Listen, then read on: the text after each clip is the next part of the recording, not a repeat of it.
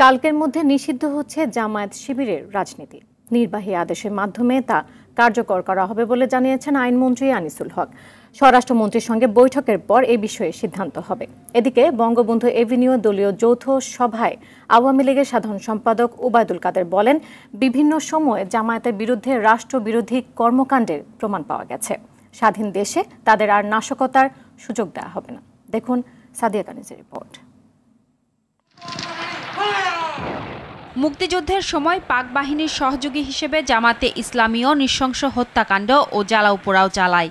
যুদ্ধাপরাধের বিচার শুরু হলে দেশের সর্বোচ্চ আদালত দলটিকে যুদ্ধাপরাধী সংগঠন হিসেবে অভিহিত করে।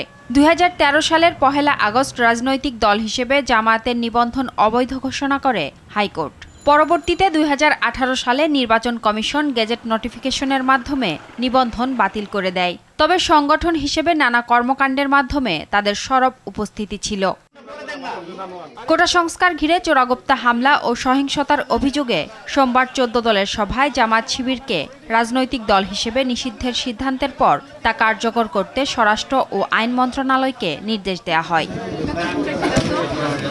এ অবস্থায় বুধবারের মধ্যে নির্বাহী আদেশে জামায়াত শিবিরকে নিষিদ্ধ করার কথা জানান আইনমন্ত্রী আনিসুল হক। যারা কোটা বিরোধী আন্দোলন করছিল তারা কিন্তু বলেছেন এই সহিংসতার সাথে তাদের কোনো সম্পৃক্ততা নাই। তো সেই ক্ষেত্রে আমাদের কাছে তথ্যপত্র আছে যে এই জামাত, বিএনপি, ইসলামিক ছাত্র শিবির এবং ছাত্র দলের যারা জঙ্গি তারাই এটা করেছে। এই দলটাকে যদি আপনার নিষিদ্ধ করা হয় তাহলে আইন শৃঙ্খলা এবং দেশের রাজনীতিরও অনেক উন্নতি হবে। কোন আইনি প্রক্রিয়ায় হবে সেটা যখন আমরা সিদ্ধান্ত নিব তখন বলব। ধর্মের নামে জামায়াত মুখোশধারী সাম্প্রদায়িক অপশক্তি বলে মন্তব্য করেন আওয়ামী লীগের সাধারণ সম্পাদক ওবায়দুল কাদের। কোটা সংস্কার আন্দোলনেও তারা শিক্ষার্থীদের ঢাল হিসেবে ব্যবহার করেছে। মূলত জামাত ধর্মের মুখোশ পরা সাম্প্রদায়িক অপশক্তি নানান সময় তাদের দ্বারা প্রকাশ্য ও গোপনে নানা অপতৎপরতা, নাশকতা, ষড়যন্ত্র, রাষ্ট্রবিরোধী কর্মকাণ্ডে সম্পৃক্ততার প্রমাণ পাওয়া গেছে।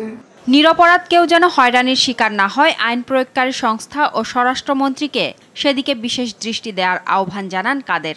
নিরপরাধ ব্যক্তি যেন এই যে গণগ্রেপ্তারের নামে অপরাধী সাব্যস্ত না হয়, গ্রেপ্তার না হয়, সে ব্যাপারে আমাদেরও সিদ্ধান্ত রয়েছে দলের। সাদিয়া কানিজ, RTV, ঢাকা।